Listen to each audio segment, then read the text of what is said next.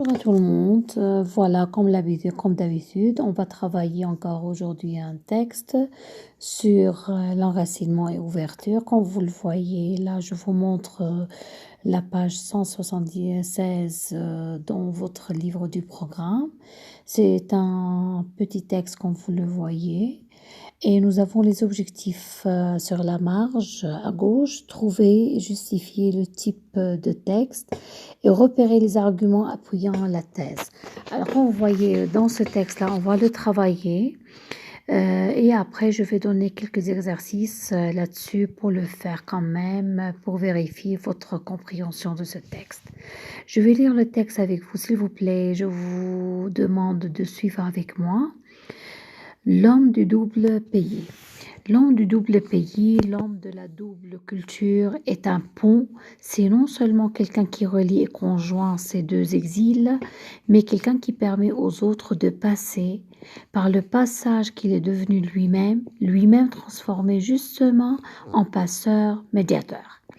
Bien sûr, quand vous voyez, en commençant par le texte, il y a quelque chose qui nous attire l'attention, c'est la première phrase qui est trop longue. Vous voyez, ça va quand même s'étendre sur 5 lignes. 5 lignes, c'est quand même un peu trop.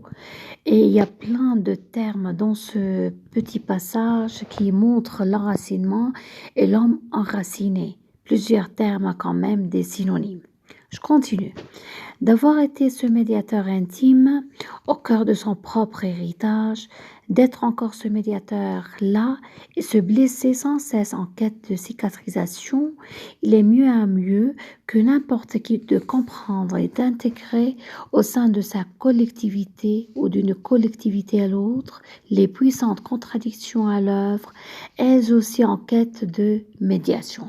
Quand vous le voyez aussi, j'attire votre attention. La deuxième phrase encore, elle est encore plus longue que la première. Ça va s'étendre encore sur 6 lignes quand même. Et il y a plein de termes qu'on avait dit, médiateur là, collectivité, si vous voulez, intégrer, médiation. Il y a plein de termes qui relèvent quand même du champ lexical de l'enracinement. J'attire votre attention parce qu'après les questions que je vais poser après, ça va quand même porter sur ces termes-là. Je continue.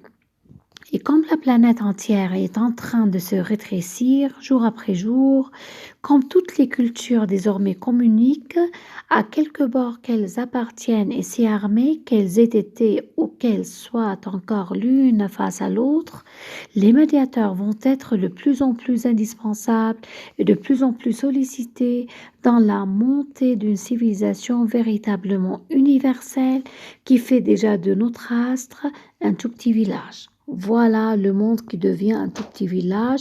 Ça quand même nous résume toutes les idées sur l'enracinement.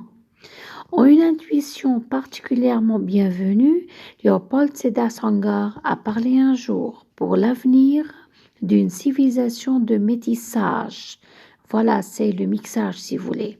Je pense comme lui qu'aussi bien au niveau des hommes qu'à celui des cultures, l'avenir est à ce mélange heureux ou qui ne sera pas.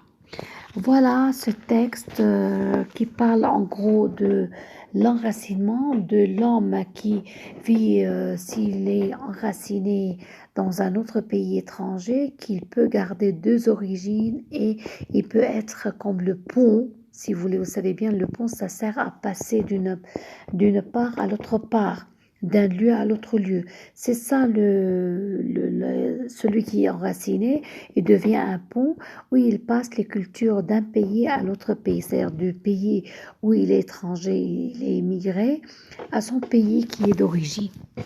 Voilà pour le texte. Maintenant, je vais vous poser les questions. Si vous voulez, à la page 177, je commence par la question numéro 2, c'est-à-dire numéro 1, je ne veux pas. Numéro 2, quel est le temps verbal le plus fréquent dans le texte? Précisez sa valeur. Comme on avait l'habitude de travailler en classe, vous allez préciser le temps verbal qui domine dans ce texte, qui est le plus fréquent, et vous allez préciser sa valeur. Je passe au numéro 4. Interprétez le procédé de la répétition du verbe être dans la deuxième phrase. Voilà, quand j'ai commencé à lire le texte, je vous ai dit que la deuxième phrase encore, elle est plus longue que la première et elle s'étend à peu près sur 6 lignes. Et il y a beaucoup de répétitions, si vous voulez, du verbe être. Vous allez me dire, vous allez interpréter, si vous voulez, ce procédé, c'est-à-dire cet usage. Pourquoi on a utilisé le verbe être, on l'a répété plusieurs fois. Ça sert à quoi? Essayez d'analyser un petit peu cette question, elle est importante, s'il vous plaît. Je passe au numéro 6. Par quel terme l'auteur énonciateur définit-il l'homme du double pays? Ici, l'auteur, il donne une définition de l'homme qui vit dans un double pays, c'est-à-dire il est à l'étranger et il est d'une autre nationalité. C'est-à-dire, ici, il faut quand même me donner ces termes, les termes, s'il vous plaît. Faites attention, c'est au pluriel. Il y en a plusieurs. Je passe au numéro 7, partie A. Dégagez les termes et expressions référents à. D'abord, la double appartenance. S'il vous plaît, quand vous faites cet exercice, vous donnez chaque partie à part, c'est-à-dire vous ne mélangez pas le tout. Vous donnez par exemple dans cette A, la double appartenance, vous mettez 2 points et vous allez me donner les termes et expressions qui marquent ça, qui relèvent de la double appartenance. C'est quand j'appartiens à 2 pays. Deuxième tiré, la rencontre des cultures. Il y a encore des termes et expressions dans le texte qui montrent cela. Vous allez me relever ça et vous mettez entre guillemets bien sûr.